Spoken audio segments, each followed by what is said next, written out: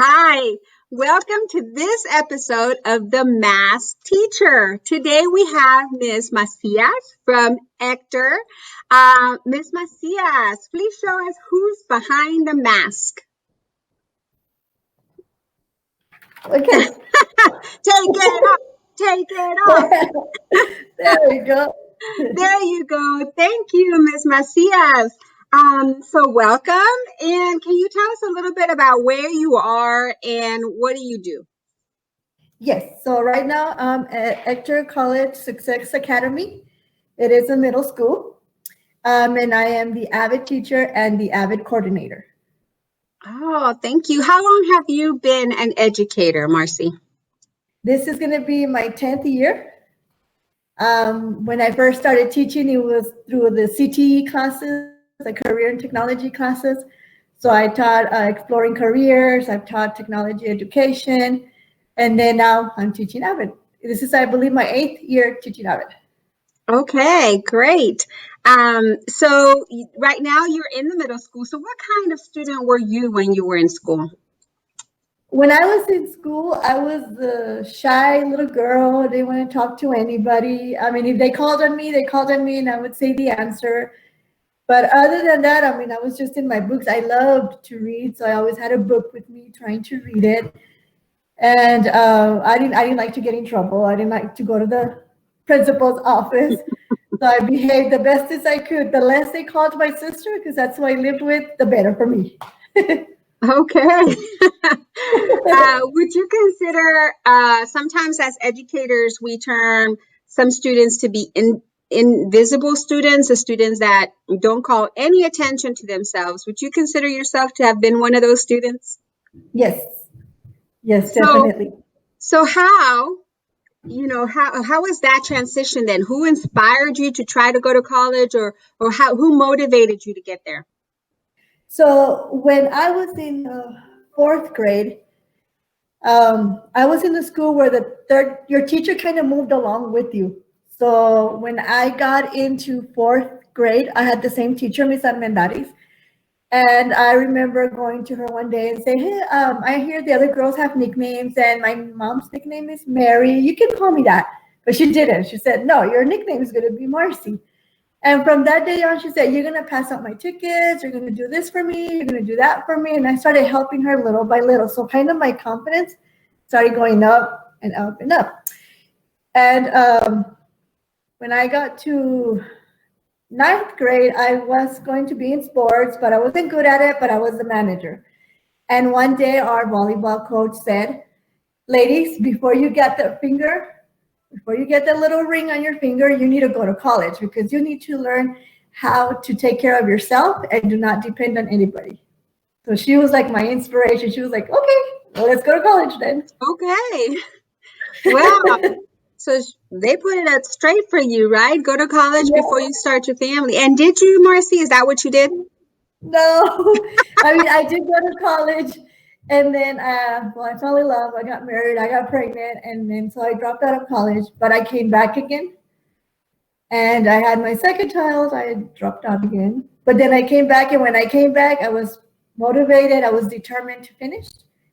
And when I finished, I automatically enrolled in a master's degree because in my mind, I was never going to come back to school. So I better get it done now. And that's how I got my master's too. Awesome. So you have your bachelor's degree and your master's degree. And was teaching your first career?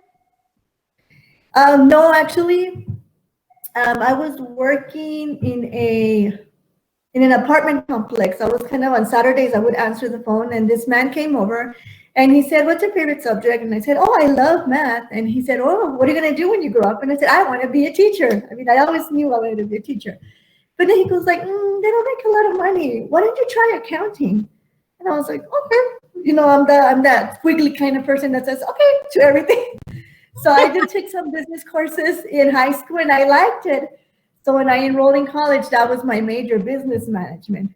But as I got closer, you know, if your heart is in something else, God is going to push you. So he sure did. I went and I told my counselor, say, hey, you know, I really like business, but I want to be a teacher. And they told me, well, then you can get your bachelor's degree in business, but you can also have it in a minor. You can have a minor as a teacher, and you can teach business classes at school. And I said, oh, okay, well, that'll work for me.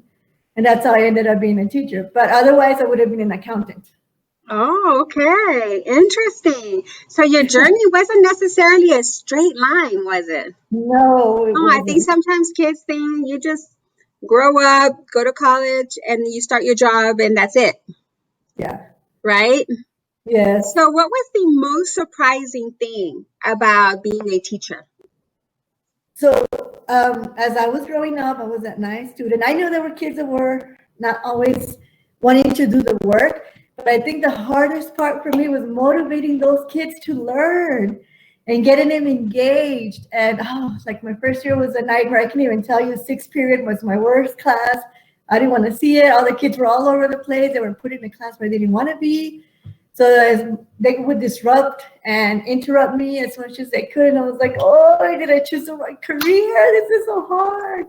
That was the hardest part. I'm getting through to those kids. So, how did you change that? So I just kept, the truth is every day I would say, okay, God, I know I got to learn. I know I got to learn. Just give me the patience. Give me the patience. And I got through that year. Then they moved me to another school. And that school was a very small community, less kids. I mean, my biggest classes was 15 students. And then I started learning a little bit more strategies. And when I got over here to Hector, I think this is where I've learned the most, where they teach me more about classroom management, connecting with the kids. And when I got into Avid, that's when this is how you do it. Okay. Oh, got it.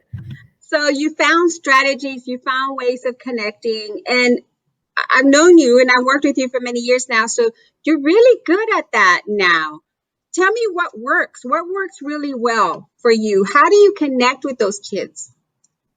Okay, so the ones that are kind of shy like I was, those are the easiest ones to connect because they're like, oh, well, she used to be like me, so it's gonna be okay. Like the other kids that are, I want to think about one student that sits over there. He's here because his mom knows me, and she wants him to learn Avid, and he's here basically because he's forced to. So I just tell my kids, hey, these things we're gonna learn, you're gonna learn them whether you go to college or not. So why don't we just talk to each other? And I know you don't want to be here. I understand. But you know what? The more I get onto you, the more I love you, the more I care about you. And I'm not getting onto you because I'm annoying you, and I'm pretty sure I am. But it's mostly because I know that you have that potential to be better. I see it. I see something that you don't see, and I'm going to push you until you get through your potential. And some of the kids, they're good. Some kids are like, she's just talking to talk. She'll give up. But She'll give up. yeah, Do you yeah. But give when up, they see me in the Marcy? hallways, and I'm like, hey, Dominic, get to class. Hey, Eliana, don't forget to do that homework, and don't forget to do science. They're like, oh, she knows about all my classes, not just about Avid. And I think that's what it is. When they know that I know a lot about them, it's when we make that connection. And you don't give up on them, Marcy, right? No, no, I don't. I always tell them, ay, esta vieja fregona. Yes, I'm a vieja fregona. Well, and that's kind of how you keep on, and they think they can outlast you, but you show them, right? You show them you Yes, can outlast them. yes, ma'am, I do.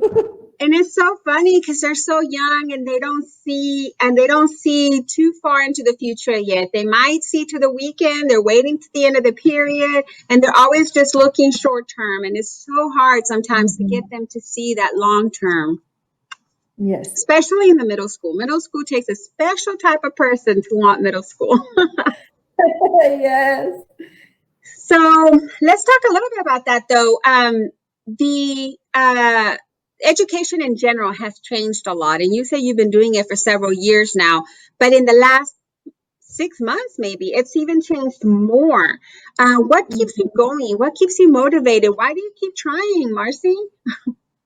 I think it's the students themselves. When we were like back in when all this started, I got to come to my class just to clean up my room and stuff. And I was so sad. I was like, where are the kids? Where's the noise? And then when we came back in September, they were all in pods. It was driving me crazy. I would tell my principal, this is driving me crazy. I don't know how to help them because I don't know who's doing what. And she would say, I understand. But then I said, well, I can't help them with their content, but I can help them personally. So I started getting to know them. And then I was starting to looking forward to Jaden. And every time he got tired of doing work on the computer, he would get up and come over here and tell me about his day. And Peyton trying to get her attention by saying, Miss, come help me, even though she knew I couldn't help her because I had no idea what she was doing. But I think it's the kids. And then when we saw them on the hallways moving from place to place, hearing them giggle, hearing them fighting, giving them high fives, and me telling them, Andales, come on, let's get to class. I think that's what motivates me. Because I know they were drowning, and it was so frustrating for me. They were drowning, and I couldn't save them. They were trying to say, Miss Macias, help. And I was like, I don't know, how can I help? How can I help? But I just kept trying, and I kept trying. Even when we did our videos through Loom, I would tell them, guys, don't give up on me. Just keep going. I know you need more help, but I'll help you. Videos, right? You kept on being Marcy even through the videos. And that's what they came to expect from you. And that's great. That's amazing that they had you there for that. Whether they had you in class or not, because I know the structure at your campus was a little different and was not expected. So y'all persevered through that. So that's so cool. Thank you, Marcy, so much. Is there anything you want to add about being an educator or your journey as a teacher? I mean, we have our bad days and we have our good days. And I think that if you clear your mind and just focus on those good days and those good things, that smile on that child when he has their aha moment, whatever the aha moment is, that's what's going to keep you to keep on going and not give up on these kids. Thank you, Marcy. Thank you so much for not giving up on the kids and for being here and showing us who's behind the mask. Yes, ma'am. Bye, Marcy. Thank you. Bye.